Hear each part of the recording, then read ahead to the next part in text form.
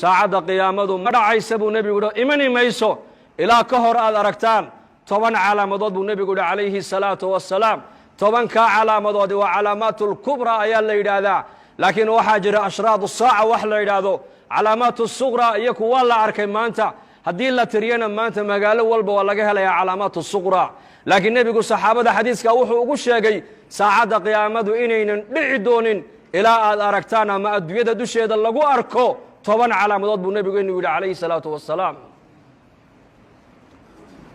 fadakara addukhaan والدجال ودابة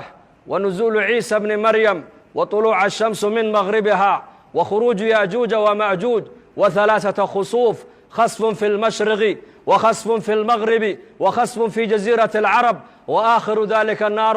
تخرج من قعر عظم تحشر الناس إلى محشرهم بنبي يري عليه الصلاة والسلام وحو رسول كأنه يري ساعد قيامة ما دعي دونتو إلى الله أركته من علامات مركب النبي شاقي قيق سمد كيمن يبو نبي شاقي كما في نص القرآن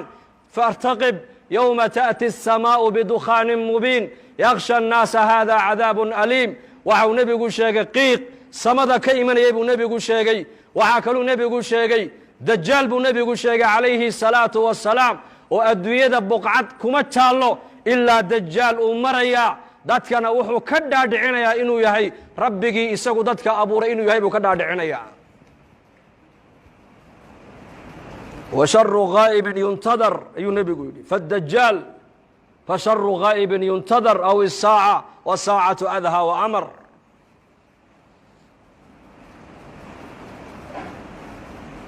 dajaal buu nebigu sheegay inuu imanaya aakhira zamaanka maanta zamankan maanta ka warrama saxaabada rasuulka ridwaanullaahi calayhim ajmaciin axaadiista dajaal ku saabsan markuu nebigu uga warramaayo waxay yidhaahdeen waxaan moodi jirnay sida uu hadalka nebigu quluubtooda u saamaynayey dhirta naga dambaysa inuu dajaal ku jiraan u malaynayna asxaabtu yidhahdeen waa 1400 sano ka hor weeyaan waxaas uu nebigu ka warramaayo innagana maanta zamankeenna ka warrama corona virus baa maanta caalamka o dhan wareeriyo la hadal hayaa xanuun amar ilaahay ku socda oo jundun min junuud illaahi ah oo qofkii ilaahay ugu talagalay maayna qof kale aan ku dhacayn ayaa caalamkao dhan labadii isku timaadda maanta ay ka sheekaysanaysaa saxaabaduna 1400 sano ka hor waxay ka sheekaysanayeen dajaal inuu soo socdo marka uu nebigu dajaal uga sheekaynayana bay yidhaahdeen waxaan u malaynaynay yaqiinta khabarka nebiga ay u qabaan dhirta naga dambaysa dajaal inuu ku jiraan u malaynayna asxaabtu yidhahdeen dajaal buu nebigu sheegay inuu adduunkao dhan maraayo janno iyo naar wax u eg buu wataa waxa uu nebigu leeyahay calayhi salaatu wasalaam qof walii qofkii isaga rumeeye raacana waxaa jannada u eg u wato ayuu ku tuurayaa dad alliya dadkii isaga inkira yidhaahda rabbi ma tihide kaafir dajaala ayaa tahayna naartuu ku tuurayaa markaa buu nebigu leeyahay calayhi salaatu wasalaam 10 aayadood ee suuratulkahf ninka akhrista maalintii ilaahay fitnada dajaal waa ka badbaadiyaa buu rasuulku yidhi wa fii riwaayatin 10 ka dambena nebigu waa sheegay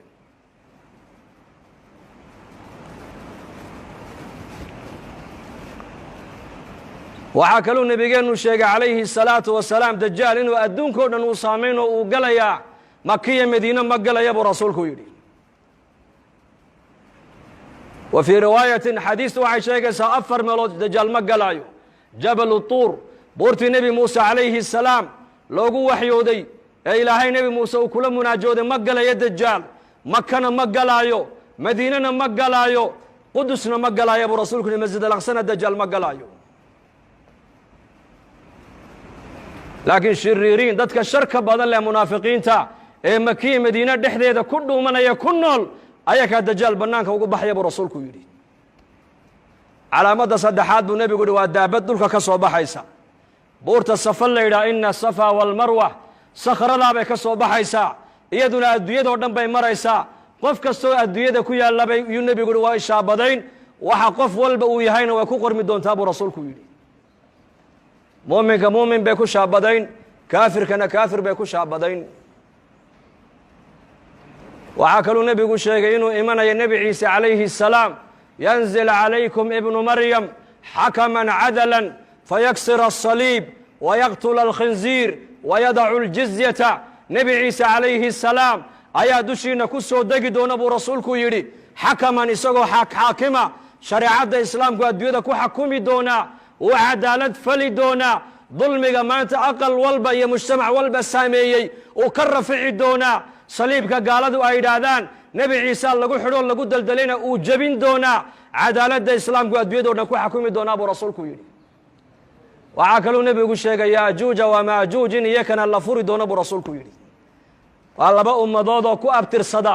yaafith banu nuux bay ku abtirsanayaan ummaddiiba waa 400,000 mid iyaka ka mida ma dhinta baa la yidhi ilaa uu arko 1,000 wiilow isagu uu dhalay oo qaan gaadho dagaalka galay mooyaane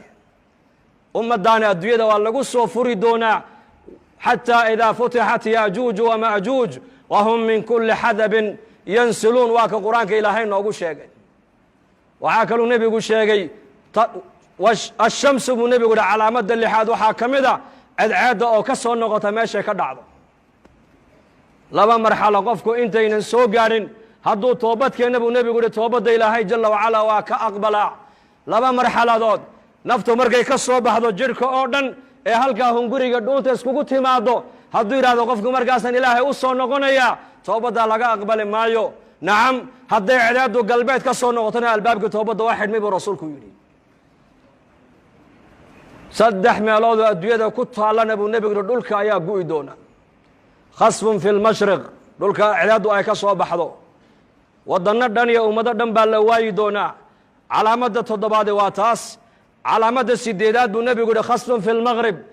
galbeedka adduunyadana waddanno dhan iyo ummado dhan baa dhulku la gu'i doonaa calaamadda 9aad buu nebigu yihi khasfun fi jasiirati alcarab jasiirati alcarab dhexdeedana dhul iyo ummado dhan baa la waayi doonaa calaamadda 10aad buu nebigu yihi walaalayaal waa naar ka soo baxaysa cadan magaalada cadan gunteeday ka soo bixi doontaa banka qiyaamee dadka ku soo ururin doontaa buu rasuulku yidhi 10kaa calaamadood baa ka soo horreeyey buu nebigu yihi saacadda qiyaamada 10kaa calaamadood maanta wax ka sheekeynaya waa yar yihiin